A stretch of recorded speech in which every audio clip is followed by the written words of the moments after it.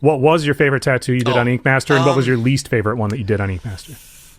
I've got a lot of leasts. There's a lot of tattoos that I was just like, oh my God. God dang, my favorite, I really liked that tiger I did on season 5. I really liked my finale piece on season 11. I really loved that snake I did on with Christian head to head. But the worst tattoo, I mean, I got a list of them. Let's see, the worst one that I like absolutely hated the most. I'd have to say season 9. Me and Aaron, when we went back, we did one where a guy was looking at a globe, hated it. I was like, this thing sucks. Welcome back, friends. Today we are at the Minneapolis Arts Tattoo Festival with a tattoo icon. He's the owner of Golden Skull Tattoo in Las Vegas. Nope, and not anymore. Not anymore? Nope, I sold it. Okay. I actually gave it to my son. Oh, sick, dude. Handed it down. Well, we'll get into that. You are the owner of Chrome Gypsy Tattoo and Compound in Kewanee, Illinois. Yep. Correct? That is correct. He's also, in his own words, the most televised tattooer in Ink Master history. I don't know if that's true or not. I mean, I think I'm a fan favorite. He's right at the top either way. Welcome to the show, Cleen Rock 1. What's up? Does anyone call you James or no? Nah. Okay. Unless you're trying to serve me papers or something. You know what's weird is like I will get people like that will come into the shop. Like my kids call me Cleen. Sure. You know what I mean? Like when my ex-wife, you know what I mean? Like it's like my name's Cleen. So how old, I know the story of how you got it. It was from Graffiti. Yep. How old were you when you started going by that? Did you like tell your teachers that call me Cleen, or was this like after high school you started? Okay, so I did graffiti. In high school I started doing graffiti. 8th grade, I was a punk rock kid. Yeah. Race BMX bikes, skateboarded, all the mischief stuff. And got into high school and the whole punk rock scene, and we started a little skateboard crew, and we used to write Java. Sure. And then all of a sudden that kind of snowballed into a graffiti thing. And I used to write Jimbo. Well, I got arrested writing Jimbo, and I was like, oh man, I need a new name. Oh my God. So then my friends, when I was still writing Jimbo, they used to call me Mr. Cleen, because they're like, man, you're like so clean, like you don't have paint all over you. And I kind of had more of an art background than probably some of the guys I hung out with. So I was figuring it out how to do nice stuff. And so when I needed a new name, I'm like, oh, I'll write Mr. Cleen.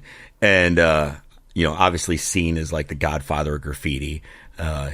Richie, he's out in Vegas. Sure. But I liked the double E. So I kind of stole the double E from him, because I was like, oh, I could write Cleen, but with 2 E's. Oh, I'm so cool. So that's what I did. I went ahead and I wrote Mr. Cleen. I was like, that is so lame. So I'm like, I'm just going to write Cleen. And obviously all the graffiti writers are, Clean 1, or Spicy 1 or whatever. You put 1 after. I was just kid doing what all the other big kid graffiti guys did. So then the whole rock came about because I was scribbling on the side of a bus, like all the way down it, and I'd be Cleen, messing this town up, top to bottom, just writing these stupid little things. And then next time I did it, I ended up shortening it one time to Cleen Rock 1, and I was like, oh, that's got a cool ring to it. So I just started, so it just kind of always stuck. Well, then once I started tattooing, years later, I still signed all of my artwork Cleen Rock 1. Sure. So then, funny story is, I'm tattooing full time, and I had 2 guys I'd been tattooing at a bar, and they're arguing whose guy's better. And they're like, no, my guy James is better, and no, my guy Cleen's better. And then at the end of the night, they're like, wait a minute, green-haired kid, punk rock, working over at Vanity. They're like, yeah, he's a green-haired kid, punk rock. Yeah, but he was working over at this shop, and it ended up being me.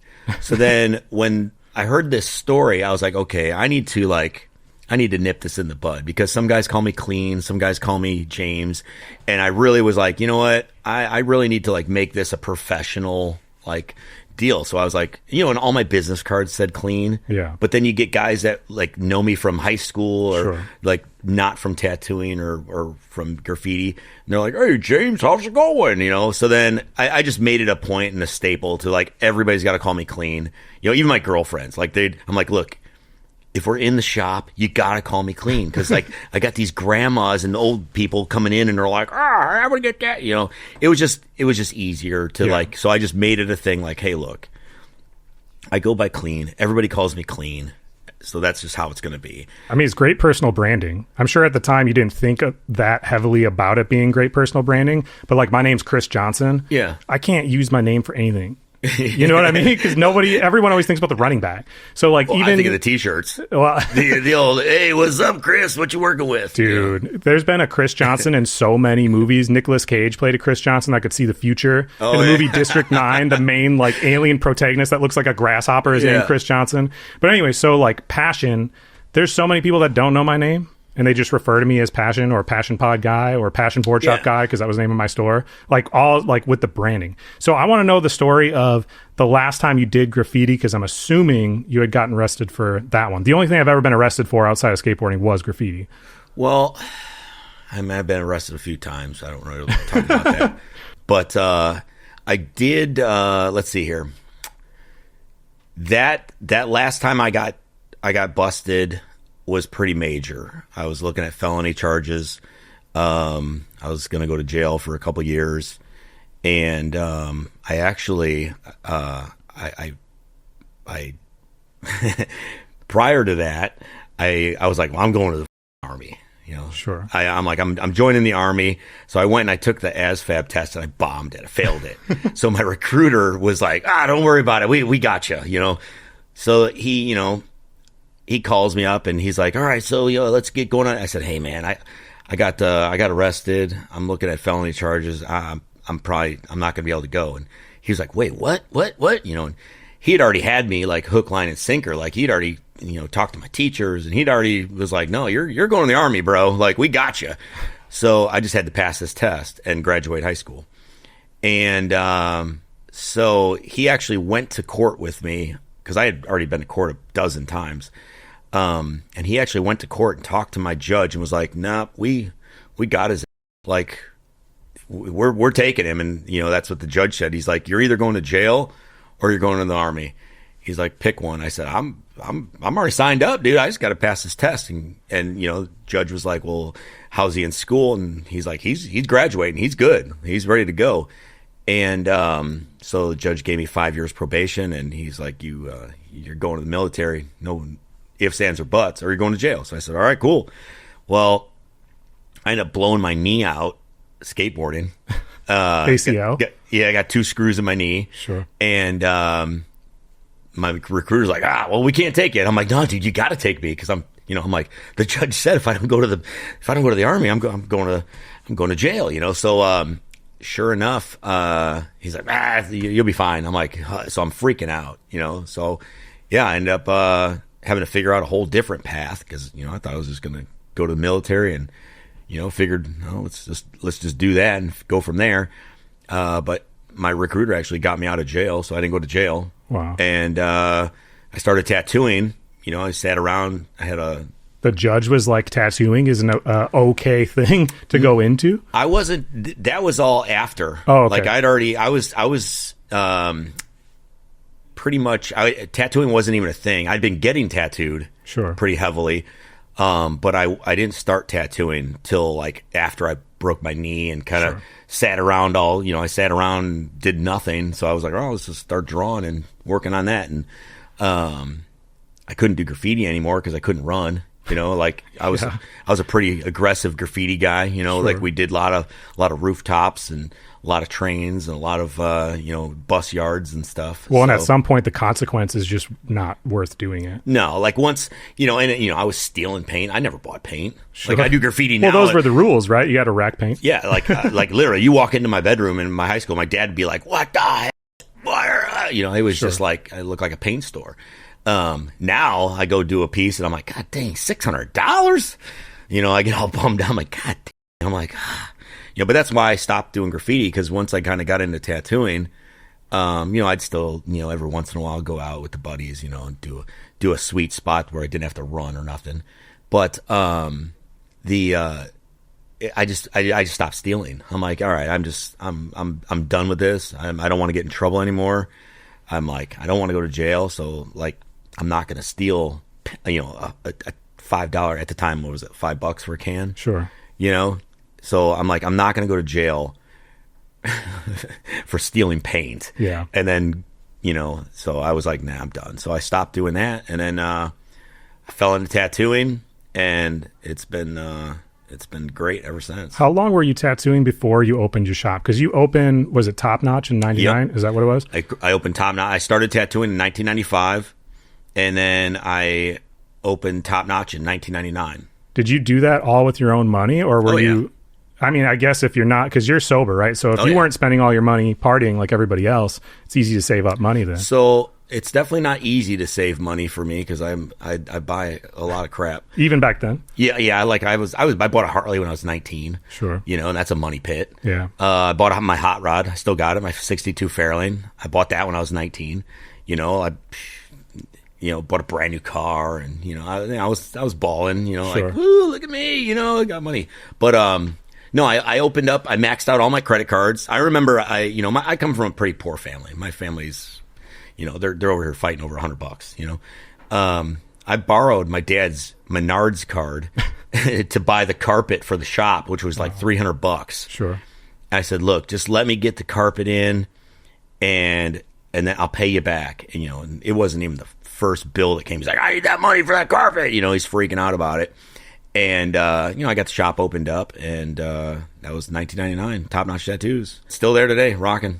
What was the trigger to wanting to do that? Was it because the shop you were working in, you felt like limited by? When you opened it, did you have, like, some of your friends came with you, or what was the deal? So that moment, at that time, I was really trying to be a good quality tattooer. I was really I was hanging out at, like, Deluxe Tattoo, all those guys there, Harlan and Tim and Ben, Dennis, like all those guys, Hannah, all those were like my idols. You know what I mean? Like I was like, these guys are like the best. Like they're like the best tattooers out there.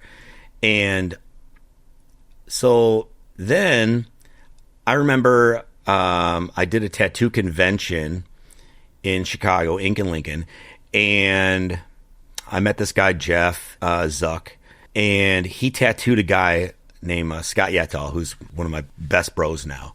And Scott was an apprentice at a shop. And his boss basically kind of got ran out of town by some people. Okay. And so he ended up taking over the shop. He was like, hey, I need to get out of Dodge. I'm going to buy the shop. So he kind of took over the shop, and he kind of was an apprentice. So he was still kind of learning how to tattoo. And at the time, Jeff was kind of like helping everybody out. So my buddy Scott owned a shop, and then the same guy that sold that shop opened another shop to another buddy of mine, Randy. And then same thing, got ran out of town, and Randy took over the shop, and he was just the apprentice. So I went and did a guest spot at Randy's, and Randy was in jail getting gold teeth. And I'm like, this guy owns a tattoo shop, and he's getting gold teeth in jail. I was like, man, I need to get me a tattoo shop. And then I started thinking, I'm like, the shop I worked at, it was a good shop. That guy, John, he was a great guy, best guy ever. He taught me how to be a man. He taught me how to treat people. Wasn't the greatest tattooer at the time, and he was a business owner. He's a great tattooer, but at the time, I didn't feel like he was really trying to push the envelope like I was, and I felt like I was kind of really evolving, faster than, just like really growing. And I was like, why is it that everybody else is buying brand new cars and, really like making, building a shop when they're really not the greatest tattooers? And I was like, what the heck? So I was like, I'm done being the guy I want to own the shop and be the best guy. You know what I mean? So that's kind of what my mindset was. I was like, I need to, if I'm the golden goose, why don't I own the shop? Right. Why am I making this guy's, my boss is showing up with, brand new Mercedes. And I'm like, sure. Well, how come I don't have a Mercedes? Like, what the hell? And I'm like doing the math. I'm like, well, wait a second. He's got 5 guys working for him, and they're all doing great tattoos, better than him. Yeah. None of us have Mercedes. Like, what's going on here? So I just kind of, put 2 and 2 together and was like, all right, I need to I need to make it an environment that's also going to work. Sure. I mean, it's tough though when you open a shop. Like owning a business takes you away from tattooing because you're so busy managing everything else. Not 100% taking you away, but I'm just saying it's a lot of responsibility that takes your mind away from art. Yeah, and you know what? I feel like maybe I'm just I won't say I'm a lucky business owner, but I've owned a shops in my whole life, pretty much since '99. Yeah. And I've always kind of just let the shops kind of run themselves. Like I see how other guys do it, and they're like really like hands-on there every day. I mean, sorry about swearing, but like there'll be times when I won't be at the shop for a month because I'm out doing my own thing, and I feel like I've got maybe it's just because I hire guys that are good, solid dudes, and I could kind of see through the, I could see that, hey, look, this guy's on the same kind of journey as he needs a good job and a good place to work. Because tattooing, I mean, it's a train of mischiefs. Yeah. You know what I mean? You get a lot of dudes that are into drugs, a lot of guys that party, a lot of guys that are kind of lazy. And I feel like I don't really attract that because I don't do that. I mean, don't get me wrong. I've had that, Sure. had that. But like, you kind of see through the BS like real quick. Yeah. And I feel like I've kind of gotten really lucky. My shop in Vegas, I had a crew there. I didn't work there for 4 years, Wow. And I was living pretty much back in Illinois. Sure. So I feel like I got lucky with that. And I'm not saying it was easy. And obviously the profits are probably not as good.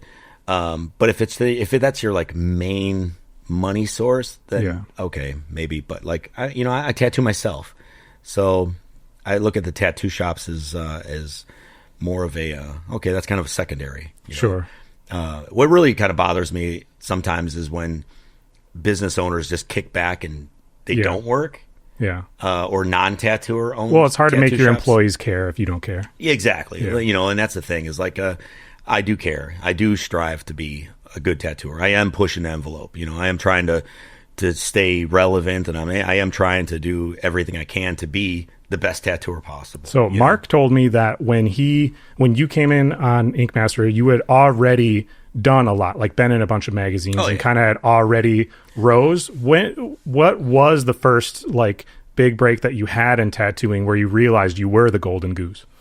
Well, I'm not going to say I'm the golden goose, like in tattooing, but maybe in my little environment, I was the golden goose. You know what I mean? So like, so I got my first article 3 years into tattooing, and I believe it was International Tattoo or a Tattoo Review, one of those.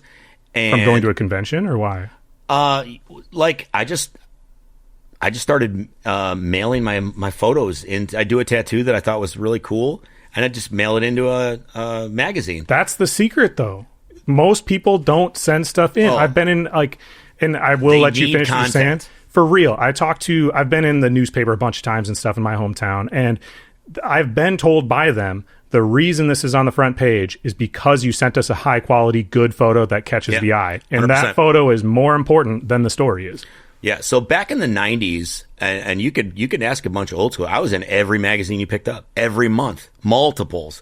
Because back then we had to print photos. Yeah. It wasn't an email. There wasn't you literally dropped your stuff off at Walgreens, got them developed. Oh, cool. Oh, this one's good.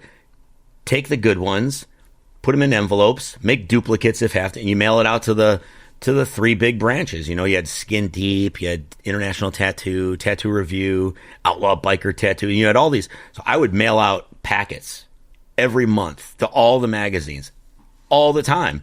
So I was in all the magazines. So like I would do these tattoo conventions, and I was winning Tattoo of the Day, winning trophies, and I was just trying to do what everybody else wanted to do. I just tattooed. I had a really awesome crew in Elgin, Illinois.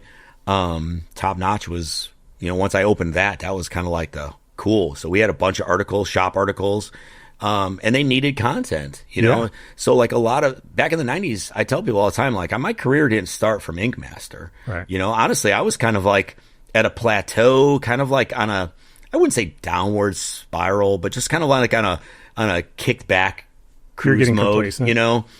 And I tell people all the time, especially like people that are, just watching TV, they're like, oh, international, Ink Master made your career. I'm like, man, I was signing autographs long before, Ink Master. Sure. And for a while there, I was just a dad as well. Like I was going through some marriage stuff and, moving to Vegas. Like I wasn't trying to be in the spotlight. I wasn't doing conventions much because I was just being a dad. You know what I mean? Like my one job was to raise my kids to not be losers.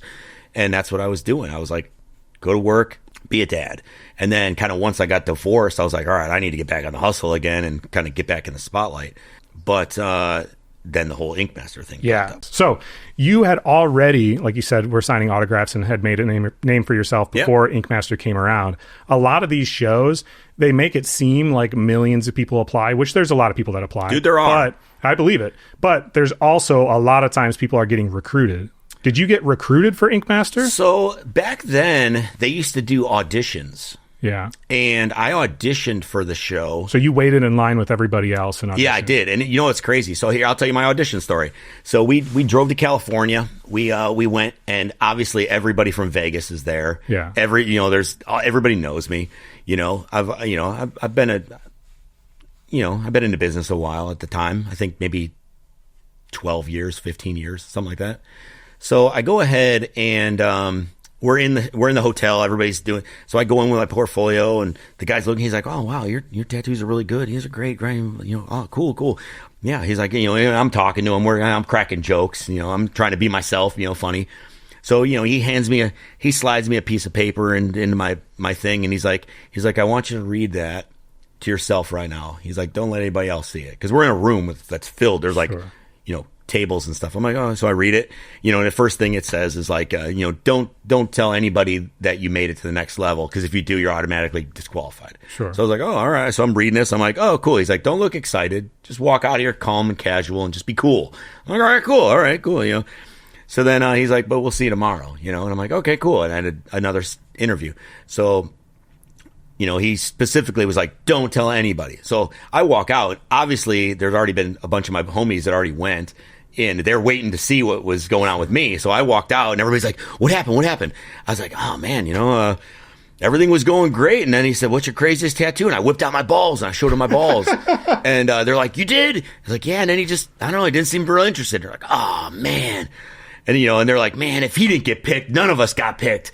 I was like, oh, okay. I didn't say nothing. Next day I go back and do my screen performance, and everybody's like, I had the whole, had them cracking up the whole time, because like the first season of Ink Master, I thought I was going to be myself. I think I'm a funny guy. I try to be funny. They didn't want that. They wanted the confident, cocky, I'm going to win at all costs. I'm the guy that's going to beat everybody. Even my bad decisions still are better than your best decision. And I was like, I've never said that I'm the best dude. I'm like, mediocre at best.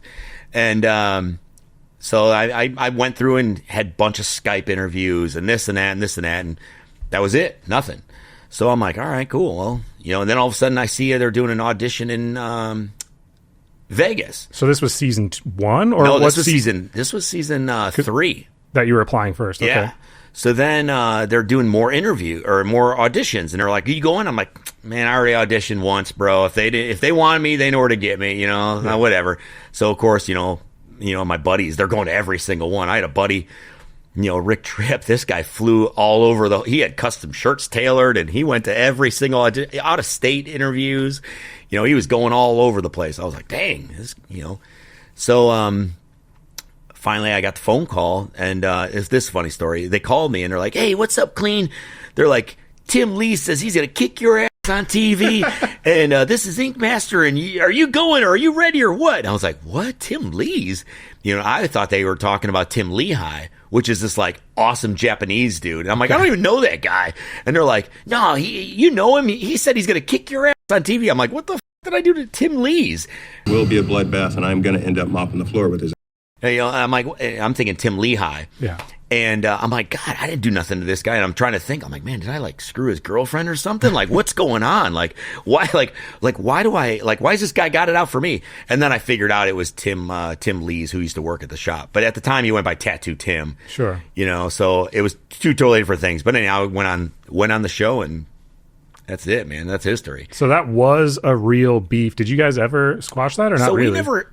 Okay, so with me and Tim, we never had a real beef. Okay. I was opening Chrome Gypsy Tattoo in Las Vegas, and I was building the shop. And I made a post that, hey, I'm hiring guys. I hired a bunch of guys, and the shop wasn't even built yet. And he kind of showed up and helped, carry some drywall in. You know what I mean? Like, he didn't really do much, but he was kind of helping out, hang some posters and stuff, maybe clean up a little bit, Well, he did a couple tattoos, and they weren't that great. And the other guys who were my kind of homies, they were like, man, dude, you this guy's tattoos, bro? Like, I was like, yeah. And he always had an excuse, like, oh, I don't have the right needles, and I'm waiting on I'm using this different ink, and it was always something, So me and him were having this conversation out in front of the shop, and we were like, I was just saying, hey, man, I remind you, I've owned my own shop for years, and I know how to talk to guys, and I'm pretty direct. And I'm like, hey, man, you haven't shown me anything great, and I really want the next one that you do to just knock it out of the park, give it everything you got, because I really kind of want to see what you got, So no excuses, just do a great tattoo.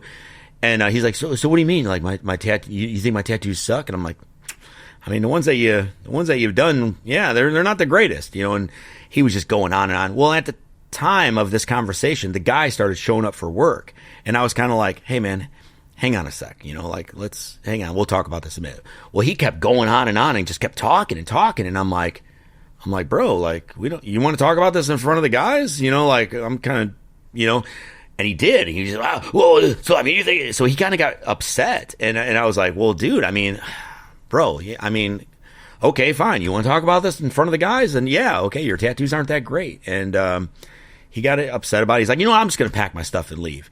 So he left, and he had tons of like beef with me because I didn't like his tattoos.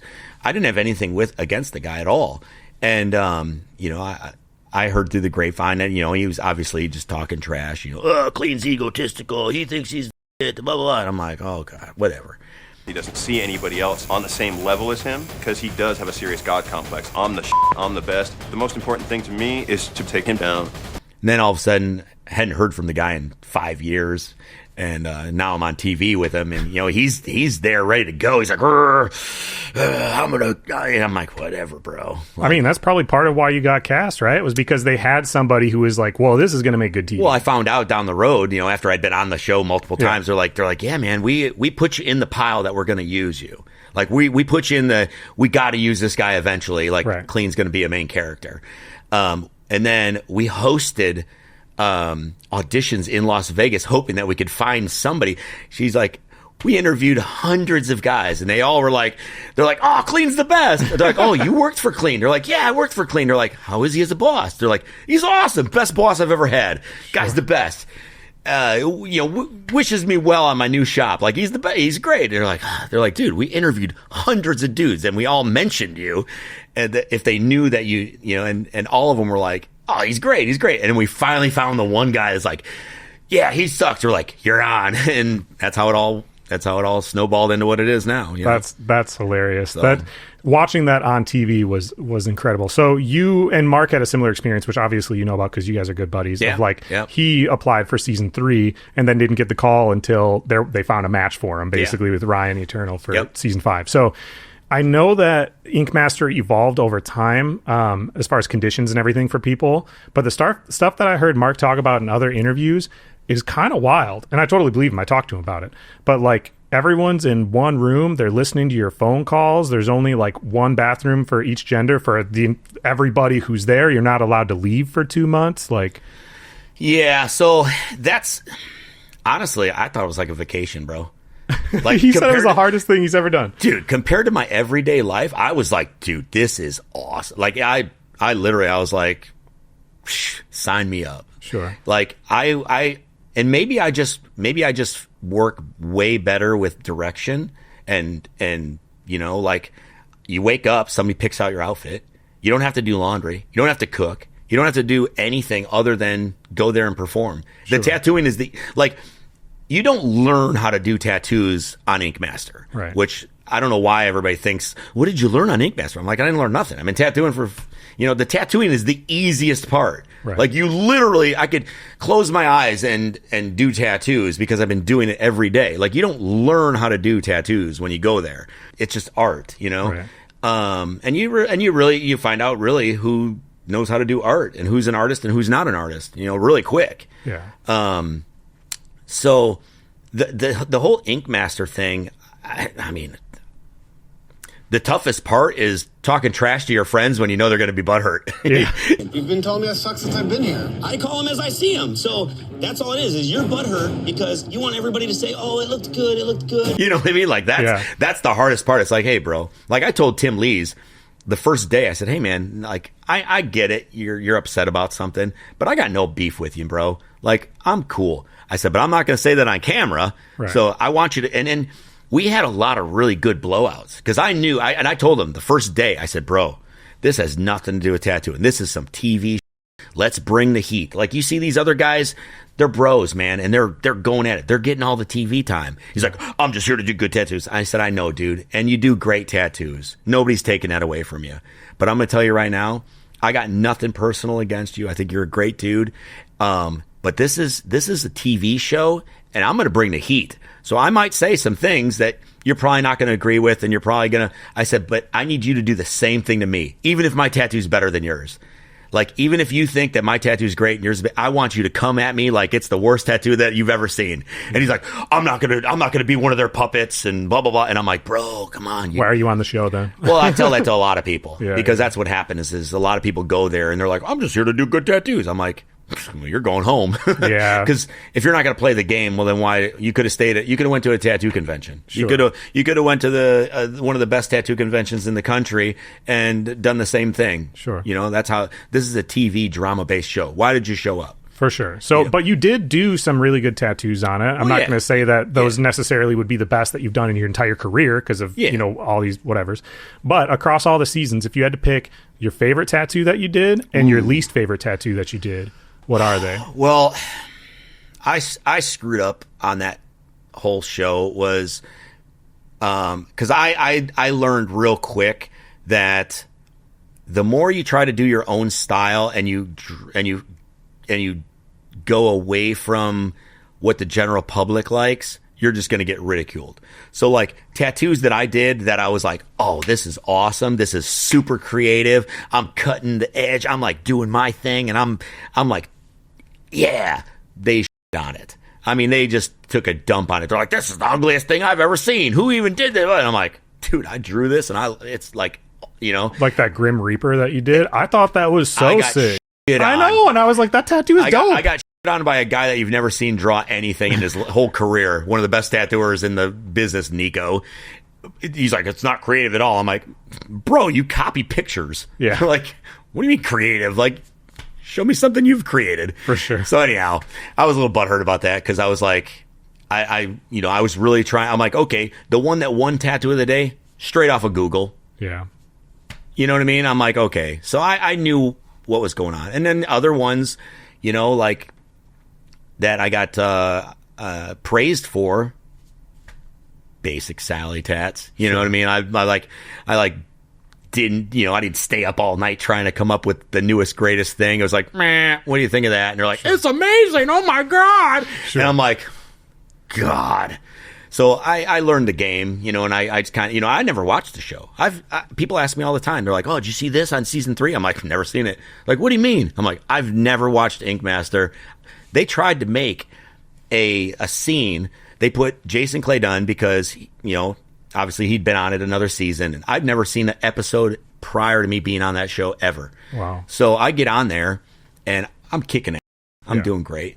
So Jason's in this scene with me and he's like, yeah, man, like you don't even take this seriously. Like you've never even watched it. You've never even, you don't even know what to expect and blah, blah, blah, blah. And then, he's talking all this shit to me, trying to, put me down for not sitting around watching TV. I said, yeah, why don't you keep watching TV? Cause that's why I'm kicking your ass in this competition. While you're sitting around watching TV, I'm drawing, painting, building my own tattoo machines. Like I think I'm still the only dude in the history of that show that built his own machines from scratch. Really? And made it to the finale. Wow. Like, I literally build my own machines from scratch in my garage. Sure. You know, I'm welding the machines. I'm winding the coils, you know. I mean, they obviously like have a strategy going through the whole thing for sure. That's why it's a well-oiled machine, man. Like they're not skipping a beat. They know they're like, you're wearing red today because all eyes are going to be on you. Like they know like what's gonna trigger people. You know, everybody's like, aren't you pissed off that you lost? I'm like, dude, I'm the biggest. I'll say it all the time. I'm the biggest loser of Ink Master, but I am the biggest winner of the whole game. Well, yeah, because by losing, being on another season is way more valuable than winning. But still, you didn't answer it. What was your favorite tattoo you did on Ink Master, and what was your least favorite one that you did on Ink Master? I've got a lot of leasts. There's a lot of tattoos that I was just like, oh my god. God dang, my favorite. I got a couple of them. Like, I really liked that tiger I did on season 5. I really liked my finale piece on season 11. I really loved that snake I did on with Christian head to head. You know, we did a little collab deal. Yeah. I love that. I love doing snakes. Sure. You know, I did that obese snake. You know, that little fat one that I did on season 7, I think it was. Sure. You know, and that's another thing is like everybody wants. You know, like, it's a fat obese snake, and I'm like, okay, well, that was me trying to push the envelope artistically and not just do the same thing, the same image that everybody's seen a million times. And I feel like that's where the show downfalls.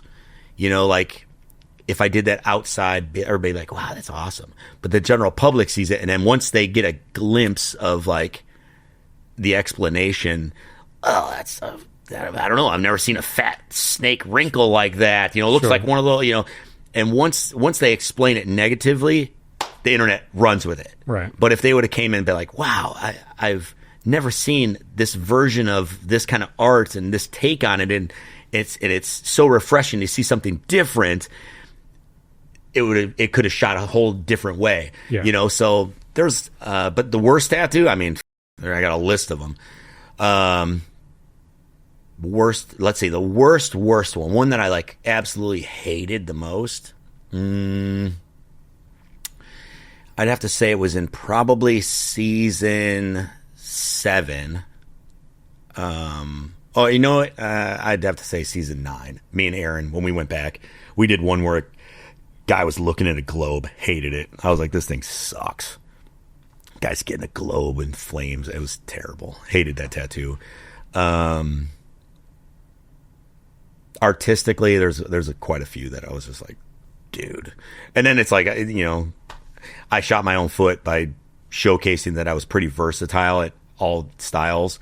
So then it was really hard coming back into the real world of tattooing and not having everybody treat me like they're on TV. They're like, okay, I've went to 10 different tattoo shops and everybody said it can't be done, but I know you can do it because you're such an awesome I want this and that, and they're just shooting out all this crap, and I'm like, bro, like I just want to do skulls and daggers and snakes, dude. You know, Sure. like I literally just want to do like dude tats, like tough dude tats. Like that's what I'd love to do. You know, like people ask me all the time, like they're like, you don't tattoo a lot of girls. I'm like, I try not to. Sure. Like I literally try not to. Like everybody's like, you don't want to tattoo hot chicks? I'm like, not really. I just want to tattoo dudes. I don't want to sit and vibe with a bunch of dudes and talk about dude and choppers and, you know. Well, art's supposed to be something that you just genuinely enjoy in the first place. Like I paint murals and stuff. Yeah. And after winning a couple awards for some of the murals that I did, which were like what I like to paint, which is just like kind of goofy monster things, then all of a sudden people in my area are like, oh, you paint murals. Can you do this thing? And I'm like, a mountainscape? I was like, I don't paint that at all. Yeah. And I don't really want to paint that. Hey, can you paint this thing? Can you? And so I've been busy with the show anyways, but the last little while, I'm just like, I wouldn't be good at that if I tried. I don't want to do that. Yeah. And I get the same thing. Yeah. You know, I get the same thing as, they saw me on Ink Master and, in their head, I'm the best they've ever seen, which is awesome. I love that. And I have to try to take their idea and make it my own art, and sometimes it's like a waste of time. Yeah, because they'll give me their ideas and they'll give me their images, and I'll draw what I feel is cool and what I think is going to look awesome and present well as a tattoo, and then they hate it. Sure. So I'm like, oh, well, there goes 2 hours out of my Yeah, but day. I mean, that's the big difference, right? Of like them finding you on TV versus finding you by normally like looking through your portfolio and going, oh, this is what this guy does. I have to do that quite a bit. I have people, they'll hit me up and they'll be like, oh, I want to get this. And I'm like, and they're showing me like other people's tattoos. Sure. And I'm like, go through my Instagram and I want you to pick out 5 tattoos that you love. And I'll literally have people like go through my Instagram and come back to me and DM and be like, well, I don't like any of those. I'm like, well, then why do you want to get tattooed by me? Partially with TV, right, is like they like you as a person. Exactly. They like the personality. They identify with it. They're a fan of the person. And 100%. So then the tattoo is kind of like secondary to that. So of all the people on Ink Master, I think most people can agree that the best tattooer doesn't always win. For sure. The best tattoo at the end doesn't always win because it's somewhat scripted. That's my opinion. Who are your favorite, if you had to pick 3, I know you haven't watched every season, but you know a lot of tattooers.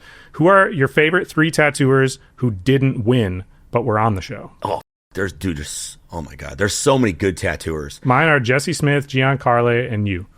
I think those guys are good. Maybe not the last one, but they're good.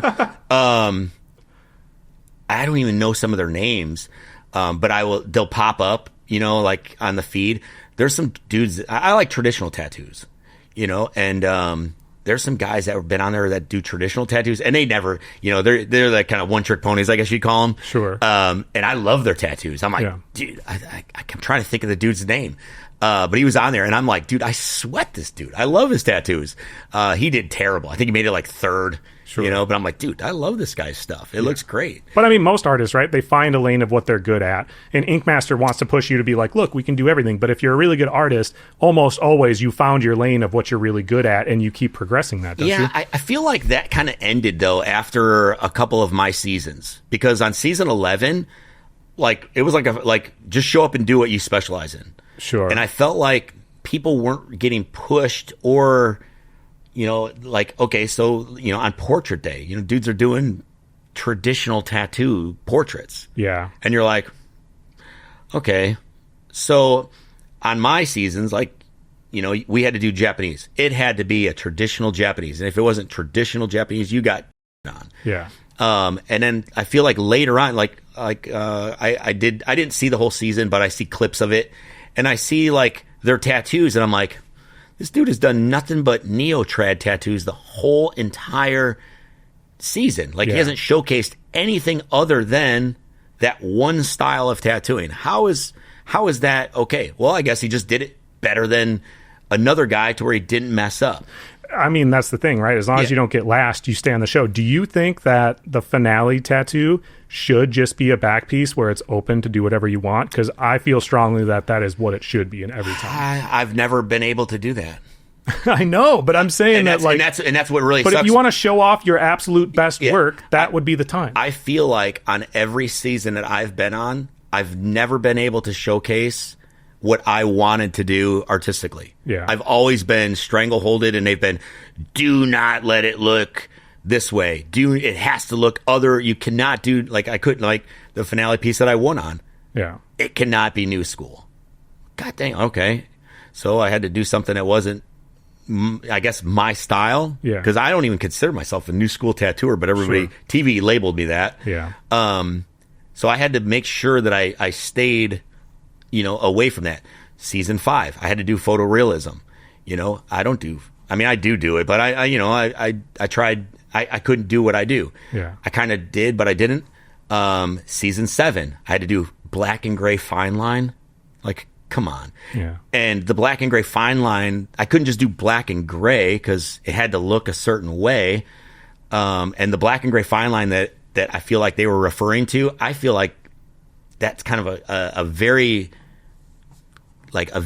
specific, like, style that isn't very relatable. And definitely not for a back piece. I mean, that would be, or in general, I did that guy's chest panel. It's funny when you watch that, like, I did that tattoo, and it's pretty flawless. I mean, I'm pretty proud of that tattoo. It's literally a flawless tattoo. It looks great.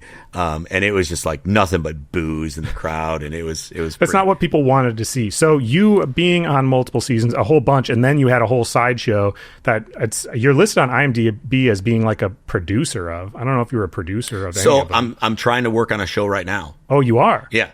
Yep. In partner with Ink Master, or totally on its own? Totally on its own. Are you funding it all yourself, or who's it through? We're looking for funding. To be on a major network, like a Paramount or something like that? Yep. Wild, dude. Yeah. Sick. Well, we will get into that. But so I know that at the beginning, and this is part of why reality shows work so well, is because you don't have to pay people all that much because people just want to be on it. And you get the benefit after the fact, right? Well, but you coming back, obviously then you have leverage to be able to ask for more. Yeah. And then each time you have leverage. Yeah. Can you share how much you got paid for any of that stuff? Or is it all like you signed that you can't talk about it? I mean, I can talk about it. I mean, so like when you first go on Ink Master, you get paid $250 an episode. It takes 3 days to make one episode. So you're getting paid $250 so you get $500 a week. So the first day we do a flash challenge, could be offset somewhere or on set. Second day is tattoo. Third day is the critique. The critique is the hardest part of the whole thing because you have to stand there all day. And then do they tell you how to stand? Because I noticed like some characters specifically stood the exact same way every single time. You specifically stood with your belt buckle like every single time. No, but you're there so long. Sure. Like you are literally standing for hours. Yeah, okay. And it is like walk in, walk out, walk in, walk out. Reactions. Oh, like none of the reactions are reactions because there's only so many cameras and people don't realize, like it's so funny. When I watch the episodes of Ink Master, I laugh my ass off because like I'll be like, "You suck, bro!" Like, "Oh, you're good," and then they totally edit it to where I'm saying that talking to a different person. It's I love it, and it's hard because I can't go back and be like, "Oh no, I was talking shit about Don." Sure, yeah. But they edited it to where I was talking shit about Jason, and I can't go back and explain that because people don't believe me because they're just like whatever, because they believe what they see. And I think that's part of what was so successful with you though, is I think it's obvious that you got to a point where you're like, this is TV, and it's not that I don't care at all, but I just accept that this is what it is and it's not that big of a deal. I'm gonna do this thing versus other people I think are so worried about how they're gonna come across that it would be more stressful. I was worried about how I was going to come across because I really genuinely think that I'm a nice guy. Yeah. I go out of my way to try to like treat people good, and I really try to, and I didn't want to be betrayed as an asshole. You didn't want to be the villain of the season. Yeah, and I still get people like that are like, I don't understand the backhanded. They're like, I seen you on TV and you were such an asshole. Can I get your autograph? And I'm like, well, why would you want my autograph if I'm such an asshole, Yeah. And I'm like, how was I an asshole on TV? I don't get it. But then again, some people like root beer and some people like Coke. I don't know. What I mean? Yeah, some people don't like Sprite. Okay, so going back to what we were saying though, is you were getting paid $500 a week. Yes. The critique was the hardest day. So after that, we were talking about how much did they pay you for it, and then so obviously you just go up increments, because a lot of guys double. Like the next time you were on season 7, were they paying you $1,000 a week? Yes, yeah. So it just kind of doubles. Okay. So what happens is like when we got to season 11, these guys that are good established tattooers, they're coming on the show. Obviously, we're all losing money. Yeah. We charge a lot of money for tattoos. Sure. Like we make a great living doing this. And now we're going on a TV show with hopes. Like obviously the $100,000's nice, but like we do that. You know what I mean? Yeah. Like we make that kind of dough. That's not life-changing money, yeah. No, it's not. But it's nice. You can go buy a nice toy. Yeah. But you go on there hoping that your brand is going to explode. Right. That's what my hope was. My hope was to make Cleen Rock One, coffee mugs and in every house. You know what I mean? Like my hope was I was going to have, trapper keepers that had my picture on it. Like I was going to have a shoe line, like that was my hope, was to have this giant brand that was going to be, everybody was going to know, that kind of snowball into something else. So I took the small, I took the hit, And a lot of people were stressing about that on season 5. There were some dudes that were like, dudes were getting evicted from their houses because they're on there for a month and they're like, dude, I got bills to pay, because a lot of people live check to check, So I was fortunate that I had a couple shops that paid the bills while I was gone, and everybody just thought I was like on vacation, and it was cool. Yeah. But that's the goal, and the hope is you take that $500 a week, which isn't nothing, and then you're like, okay, now the next time I'm on there, hey, I need more. But on season 11, guys were freaking out because they're making this little tiny chunk change, and they're like, well, how come you're getting so much more? I'm like, well, I've proved my worth on TV. Like, they're not going to just give you a leading role in a movie without proving yourself. You got it. So I proved myself. Yeah, they needed you. Third time back. Yeah. Obviously I'm getting paid more than you, bro. Yeah. And a lot of guys were freaking out about that, and I don't know who was telling them how much, but obviously they figured it out. And, and it's like, well, hey, like, you got to prove yourself on TV before you start getting the bucks. Well, again, it's all the leverage, right? They don't have another character that is Cleen Rock 1 that they can plug in, that they know what they can expect from, that this is the story they're going to tell with the season. Yeah.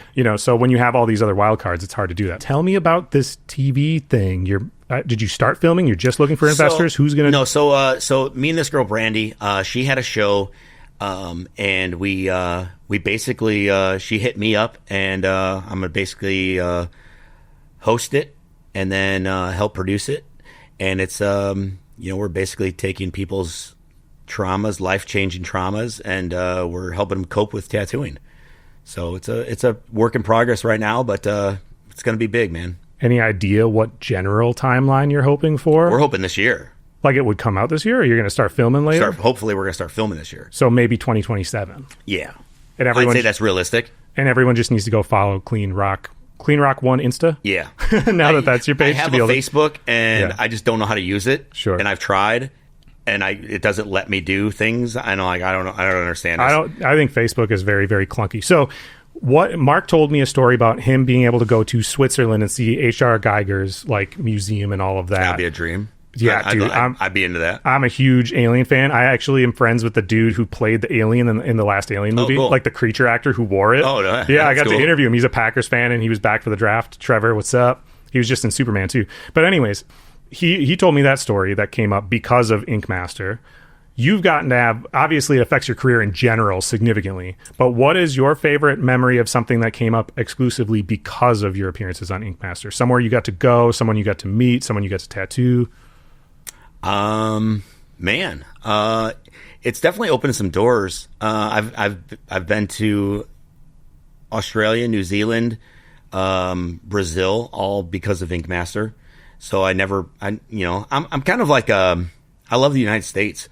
I say that there's so much of Americana history that I've never even got to experience that I'm kind of like cool with not leaving the United States. Sure. But I mean, I never would have went to Brazil. I've never had a desire to go to Brazil. And then they flew me over there, and they're like, hey, you want to come over to, tattoo convention in Brazil? I'm like, sure, let's go. Sure. Same with Australia. I mean, I like Australia. It just seems like everything over there kills you. Like everything. There's like signs everywhere. Like, watch out for the spiders, they'll kill you. Watch out for the ants. The bugs will kill you. Dude, I booked a flight on a whim just by myself to go to Australia, rented an SUV, and tent camped up and down the coast for 9 days. Just cool. By myself. And everyone was telling me the same thing. They're like, you're going camping? Like, in the rainforest, and like there's so many snakes, blah blah blah. And I'm like, I didn't see anything that was. It's weird because I travel. I just got back from Japan. I went by myself. Oh, sick! Yeah, I went to Japan 10 years ago now. I love Japan. Yeah, it's my favorite place I've ever literally visited. It makes all my other vacations like I'm like I don't want to go anywhere else. Like I got, as soon as I got home, I'm like, man, I can't wait to go back to Japan. Like I love it. Yeah, that was the first country I ever visited outside of America, and it's still my favorite place I've gone to. Yeah. What about celebrity encounters with tattooing? For sure, you must have been able to tattoo some celebrities by now. Yeah. Which was like your favorite or the funniest experience that you've gotten to have? I tattooed Jason Hook from, he used to be in Five Finger Death Punch. Sick. I did his whole sleeve, and I worked on another. He had some crappy sleeve that I fixed. I did a bunch of stuff on his back. So I've tattooed him. But like as far as celebrities go, not really. They don't want to be outshined by Cleen. Yeah, probably that. I think that's the main thing is they don't want me stealing their thunder. Yeah. They're like, man, I can't let this guy steal my gig. Yeah, dude. Well, let's talk about the school then. So I heard another show that somebody told you about how you can find things that are owned by the government that are for sale real cheap because they want to get rid of them on auction sites. Yes. And you bought a school, like a schoolhouse, like a school building. It is a high school. Like, yeah, it is like 2 hours outside of Chicago in a small little town. Yes. And I heard you paid $20,000. Yeah. I bought the whole block. Oh my God. Yeah. So so a buddy of mine bought this. You know, I'm a hoarder. I like collectibles and stuff. You know, Sure. So I got a bunch of crap. And my buddy bought this. He bought a school, and I thought it was awesome. He turned it into his house. And I'm like, you know, I own a bunch of property and houses and stuff. So I was like, man, I couldn't build a building like that. You know, like it would cost me $500,000. Yeah. Minimum, like easily. I just couldn't build $1 million.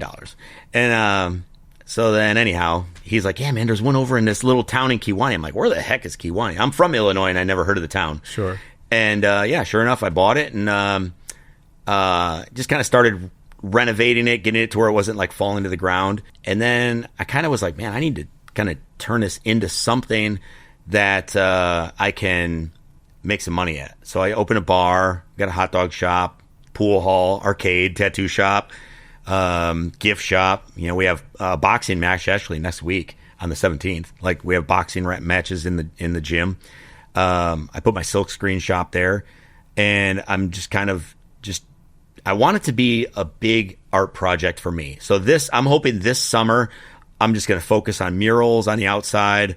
I'm going to focus on just giant sculptures. I want to turn this into like a giant art project because that's my big thing is everybody's like, well, why didn't you do it in Vegas? I'm like, well, one, I didn't want to spend $1 million on a building that I'll never be able to pay off. Right. So like everything I own there is paid off. Like I don't have any bills. Like I pay my taxes and my electric bill, and that's it. You know what I mean? Like I don't have a note over my head, which I feel like that's like ultimate freedom. Not trying to come up with that nut. You know, like every month you're like, oh, I gotta come up with $6,000 to pay the rent. Yeah, you gotta pay the mortgage, and that to me isn't going to allow me to do what I need to do artistically. Sure. Where if I could, you know, not have to do some tattoos so I could focus on doing some art. Well, that to me is the goal. Yeah. So that's this place in Illinois it's everybody that's ever been there is like, I love this place. It is like this is amazing.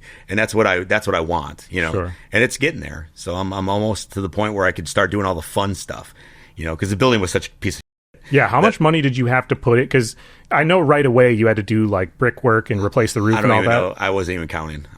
People ask me all the time, and I'm like, it doesn't even matter. I mean, it's got to be way more than $20,000, though, right? Well, yeah, yeah. Okay. But it just like at this point, I'm like, I don't even care because I'm like, I put it in my trust. Yeah. Hopefully, my kids are gonna maybe want to do something with it when I'm done, you know. But like, it's you ever been to the House on the Rock? Yeah. Okay, so like I went to the House on the Rock. And I literally felt like a loser. I was like, I am such a loser. I have done nothing with my life. Nothing. I'm like, look what this dude has done in his life. And I've done nothing. I'm the biggest loser ever. And I went back like depressed as hell. And I'm like, I'm going to build something that is going to be the most art. And, you know, like for instance, like I want to make an attraction that people can show up to and be like, I just had to come see it.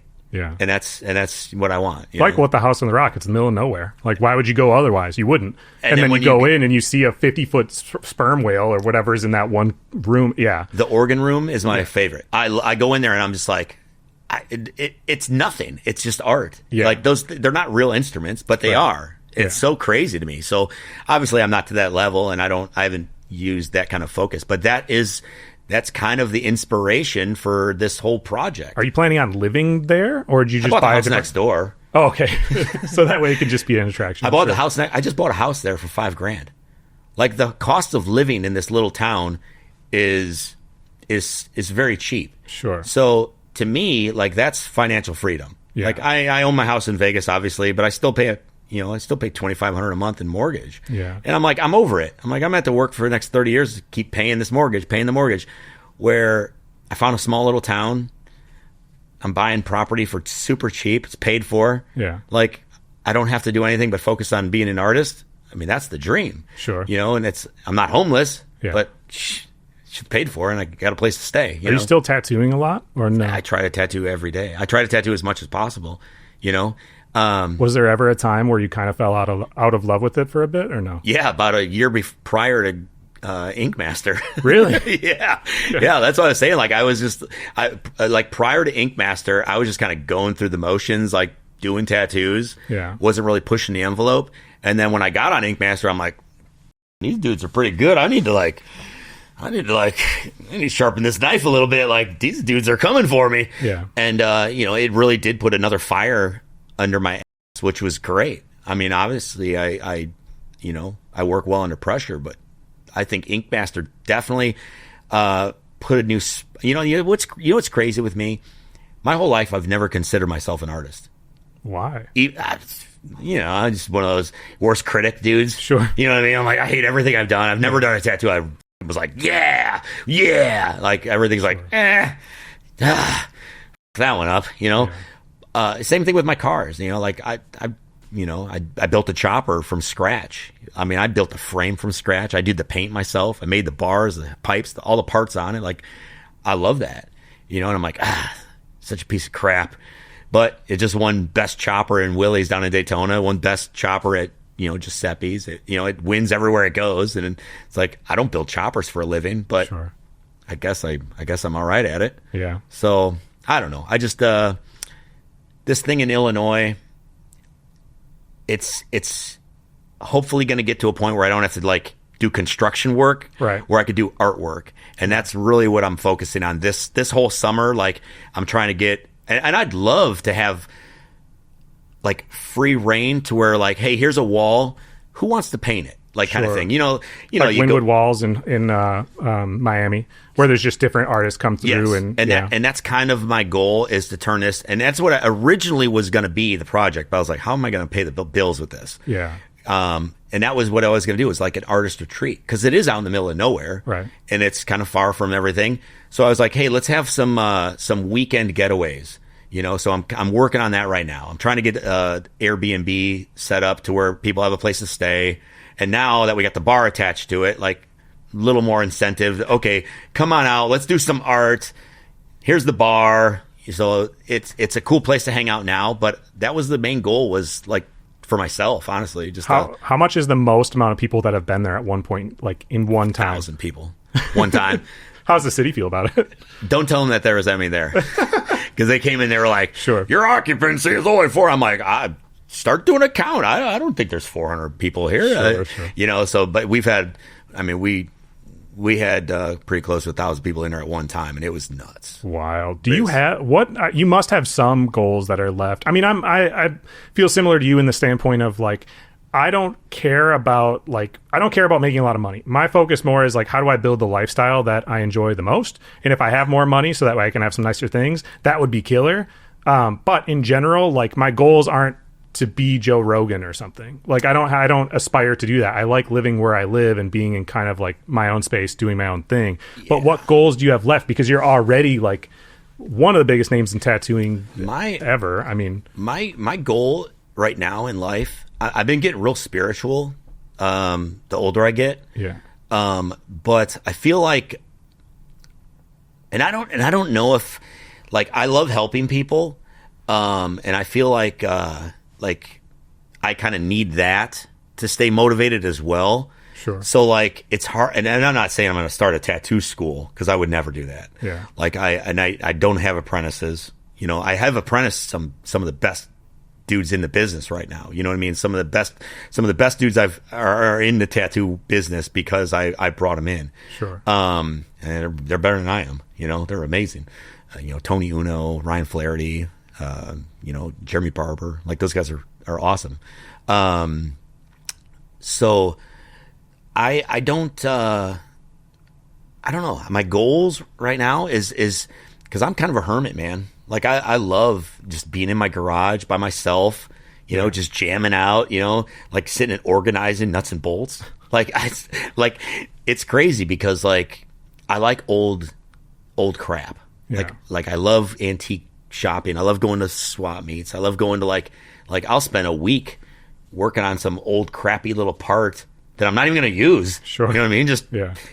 cleaning it up, and it's, what's it worth? I don't know, $10. Sure. Spend 80 to make it look how it looks. Sure. It's only worth $10. But I just like that. I don't know.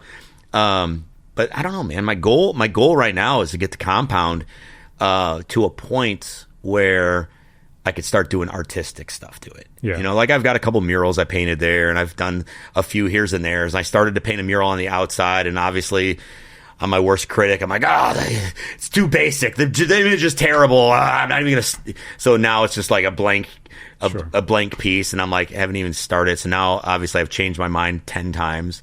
I've helped paint other murals in town. Yeah. And I'm like, everybody's like, oh, those are so great. All right. And I'm like, yeah, cool. But myself, I like, it's like I can design you a T-shirt, but I can't do it for myself. Yeah. Because I hate it. Sure. So I'm my own worst enemy at that. But my goal is to get the compound to where it's a destination that people have to see. Yeah. And we're not far from 80 that it's feasible. Yeah. Like you look at the Cadillac Ranch in Texas. Sure.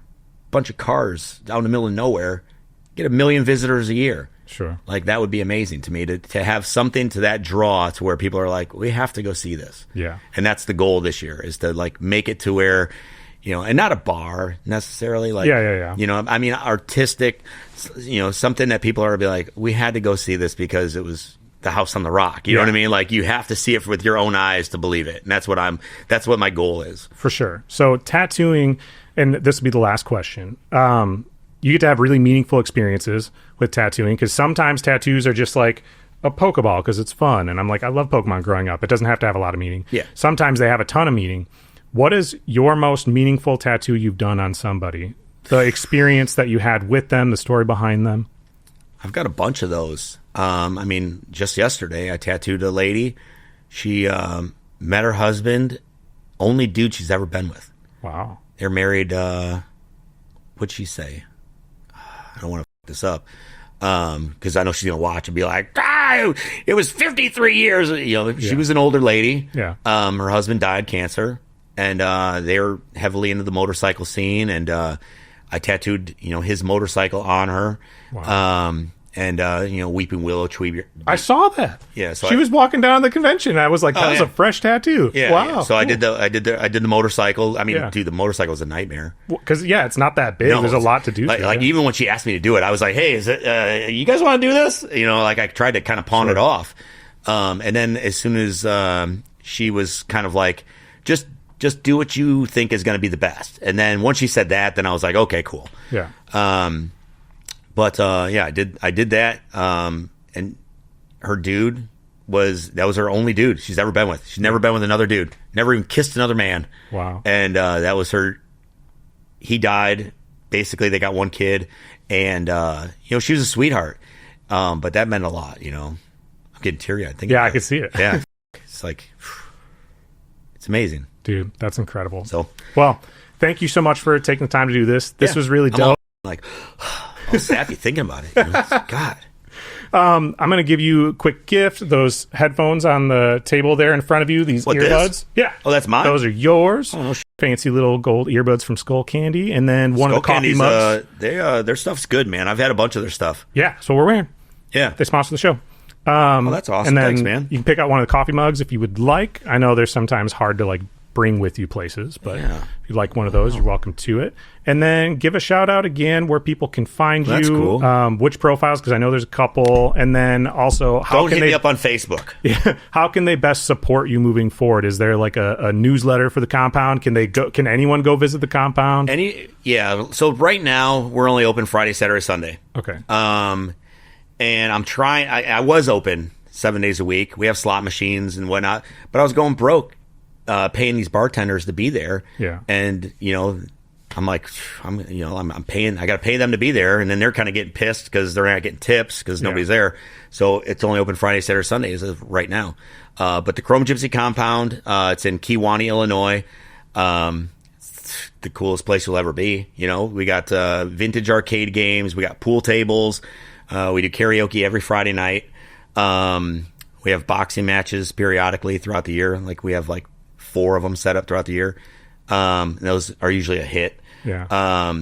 Then we got the tattoo shop. Obviously, I'm there pretty much full time tattooing. I got another guy, Big Jake. He's there. He's great. And I basically Facebook, not so much for me. I've tried. I can't figure out how to make it work. It used to be different back in the day, but Instagram, you could get a hold of me. I answer all my DMs. It's me. It's not like somebody else. I'm not like hiring some kid to run my shit. Sure. Like you just DM me and I'm like, yo, what's up? Simple. Perfect. Thank you for joining us for this episode of The Passion Pod. We hope you enjoyed it as much as we did. We'll see you soon.